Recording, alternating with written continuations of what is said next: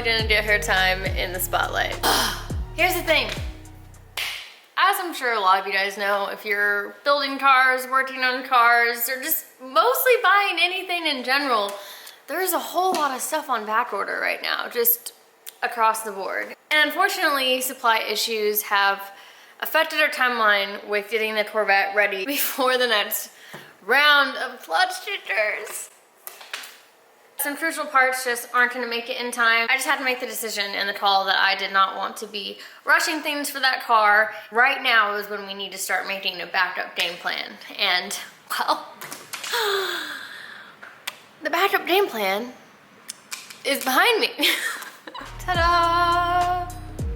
Yep, the 3-rotor car has honestly been pretty ignored ever since we've been solely focused on the C6 and just getting that car through the home stretch, and then you guys know what happened.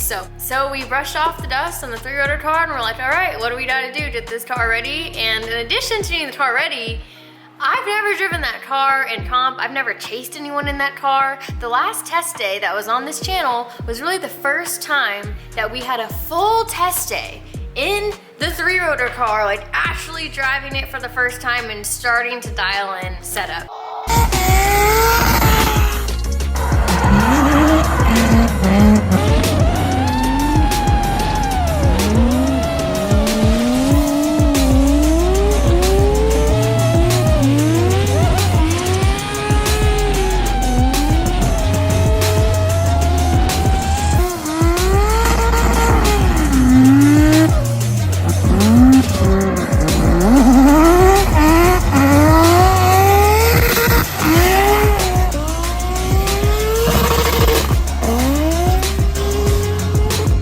There's gonna be a lot of challenges going into the clutch jitters. Next week, we gotta get the car together. I'm really hoping we can get some testing in, and then your girl has to just figure it out. This was the first ever turbo car that I drifted, and I'm just not in a groove with the car. I don't know how it's gonna feel in tandem. I don't know like what all these micro inputs will do to the car, because I'm just not familiar with it yet. Still, I think that this car would be more competitive, even just from a qualifying standpoint in terms of amount of smoke it can put out. I'm gonna be rambling on, but that is the decision. We are going to be taking the 3-rotor RX7 to the Freedom Factory for the second round of clutch jitters in a week. Now there's still so many things that need to be done on this car. One of them being an exhaust. The 3-rotor RX7 is finally going to get an exhaust, and maybe we will be able to actually enjoy the 3-rotor noises versus it just being pain. As you guys know, I've always rocked the hood exit. I thought it was sick, it was obnoxious, it was loud. Every single time we even move this car, start it up, have it idling, we have to wear gun range level hearing protection. I ended up just buying a bunch of headsets and having them like scattered throughout the shop if you ever happen to like be around when the car was idling, because it was so brutal. Also, it kind of spits massive like 4 or 5 foot flames like right towards the passenger side of the car, so we're gonna try and not be that close with fire now. Nick is going to be making a full exhaust for this car, and Nick has actually already started on the exhaust. He has pretty much everything mocked up now, and it is looking good. He already started to fully weld everything, and with another fab project, I finally started to get some fab equipment. We have our belt sander, and we have this bandsaw. These are my first 2 like fab shop equipment things. It's just so much easier when you have everything in your shop instead of having to go back and forth and back and forth. I definitely need to get a welder at some point. But luckily, Nick has his welder. That's what Nick's been working on in the past couple days, and he should have this fully welded up today. And I can't wait to hear what the car sounds like. Now, of course, we are working with the best of the best and working with Vibrant Performance for all of our material for our exhaust. I've worked with them on the 3-rotor car since it became a 3-rotor swap. So for our entire exhaust, we are using their 3.5-inch stainless steel material. It's definitely going to be the biggest exhaust, I think, that I have on any of the cars. So I'm really excited to see how it comes together. And we will have some titanium on there. Now, when he had it mocked up, just having the straight pipe really seemed like it did nothing.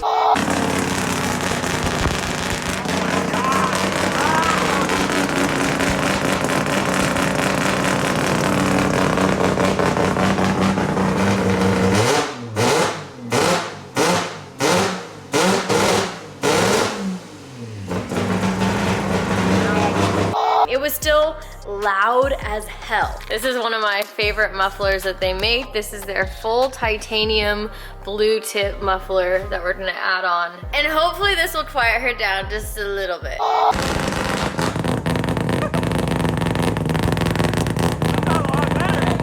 Look how pretty.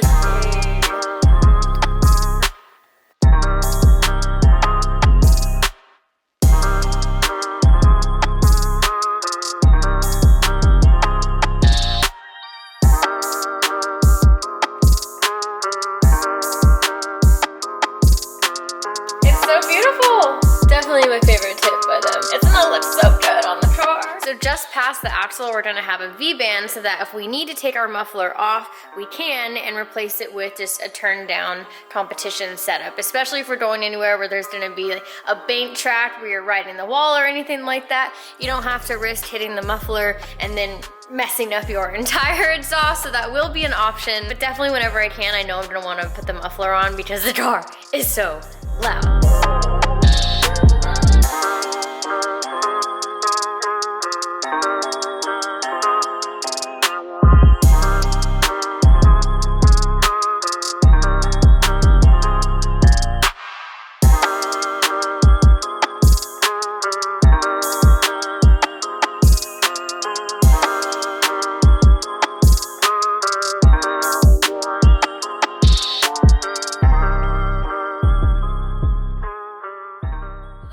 Is finally getting a full exhaust, and that is what Nick is going to be working on today. So other things that need to get done on this car, obviously fire suppression system. I'm probably gonna put some extra extinguishers in the car. I also need to take more time and get my seating position better. I was never fully comfortable in this car, so that's just something we're gonna have to put some time into. And if you looked at the back here, we have the start of actual ducting for the rear. So this just needs to be completed, finished up. A lot of these edges are just rough, but this is the start of the ducting for this car. We have to fully secure the hatch down, mate tabs for our Zeus fasteners to pull into each side and connect here. It stayed cool last time without it, so now with this, our temperature should be even better. I forgot that you guys haven't seen the car with the newly painted bash bars on.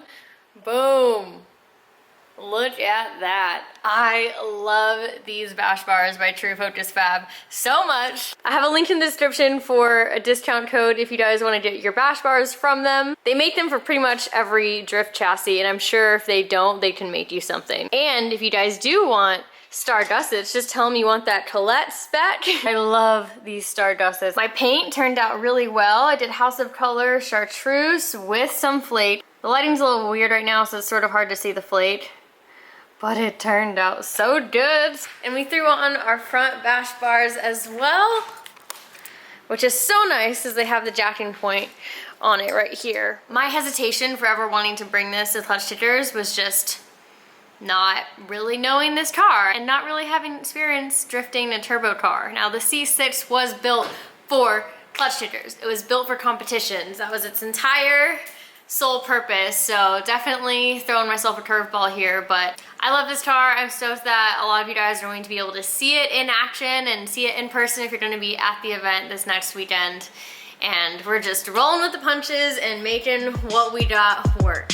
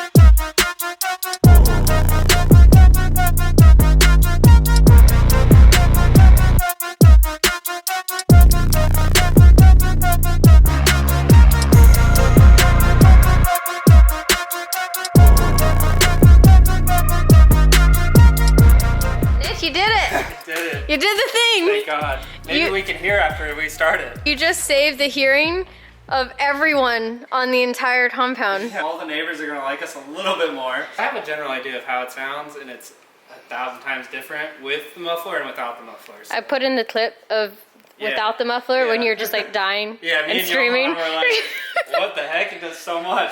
I didn't think it was gonna do as much as it does. So I'm so excited to hear it, and it's so pretty too. Look at it. Oh, I'm right in the blast zone.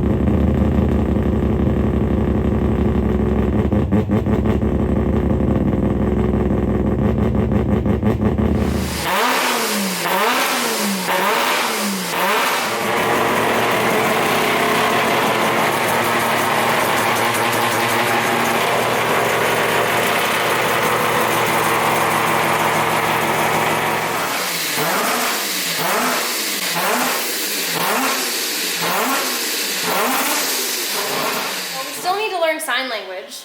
I still think we need to learn it. I thought it was so much quieter. But no, it's way quieter. It's not painful now. Now I feel like we can at least exist and not have to have ear protection on. It's just like a normal loud car now that we can be like, oh, it sounds sick. It's a rotary versus it's painful. Yeah. Still loud, but manageably loud. In true rotary fashion, there's just oil everywhere coming out of all of the places, so that's also going to be something that we need to figure out before we're pushing it on a competition weekend. I really don't think I put too much premix. There's just so much oil coming out of the exhaust now. I don't remember it being that bad. It was never that bad. When was the last time we drove it? It was the test day or was it the burnout? It was me doing the burnout. That one time.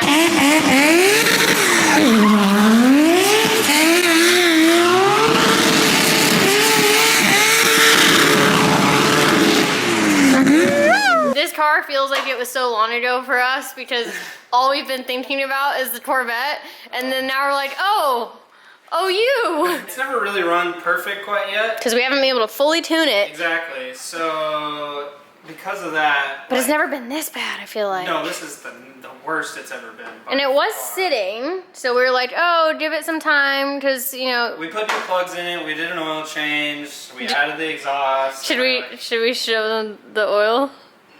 It's so bad. This is it. Look at that. Oh, that's disgusting. Yeah, we were taking the oil out to test it, to send it off in this like little Zengen kit, and I kind of freaked out. But Var just said that's normal when the car sits at the 85. And we did a lot of cold starts and moving it around and stuff like that. So before we were getting a lot of oil pushing the catch can, but we thought that was because it was overfilled. Correct. Yeah, the engine oil was overfilled previously, and so I think that's why it was pushing so much oil in the catch can itself. And then the catch can filled up pretty quickly, and once the catch can was full, it would just push out the air filter at the top. So I think since we did the oil change, we put it to the proper engine oil level, and I don't think that might not be an issue, but we'll see. Well, the exhaust is awesome. Yeah, exhaust is sick. The exhaust is amazing. Yeah. This is the first time that the 3-rotor has ever had a full exhaust. Well, it's kind of crazy because I went up here and I was hearing like different noises that you could just never hear before. Like I hear the engine just running because you can't normally ever hear it. All you hear is the exhaust, you know what I mean? Like you can actually hear the mechanics of the engine running versus I heard just the turbo. It sounds so much better. So good. It turned out so good. I love the placement of it. Yeah, I think it was a good spot. And that's kind of where the OEM one goes. Yeah. I'm using the stock exhaust head.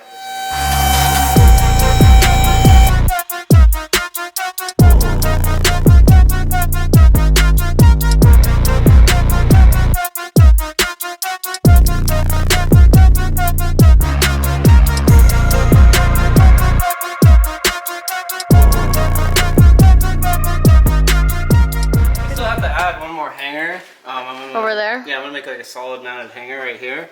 Because as we saw while it was running, it just Yeah, the end was a little it goes vibrating. a little crazy, but I think that's just because of the braps. Yep. So we'll make a solid mount so it doesn't jiggle around as much. This is the biggest exhaust on the fleet. This is it, right here. Yeah, thus far. 3.5. 3.5, yeah. It's pretty much where the oil pan is in terms of how far it comes down at the farthest end, right? Like Yeah, right here, I'd it's say- about oil pan. Yeah, it's about the same clearance, which isn't good that the oil pan sits that low, but that's just how this car was built originally. So It's a little tilty boy. yes, It's a little bit. The mounts are not the best, but they work how it is right now. But basically, we need at least a 3.5-inch exhaust on this motor, just because of how much air it moves, and 3.5-inch between this subframe and here. I mean, like I said, I'm going to add another mount, and it's going to raise it, you know, Tiny bit. maybe a 1/4 inch. Yeah. And that's basically as high as it could be. And I tried to angle this V-band up a little bit, so this is about the same height as the rest of the exhaust. So it's basically as tucked as it could be with having as big of an exhaust as we have. I think everybody's going to be stoked on it. Yeah. Not one person to be like, oh, I missed the hood exit. Not a single Nope. person.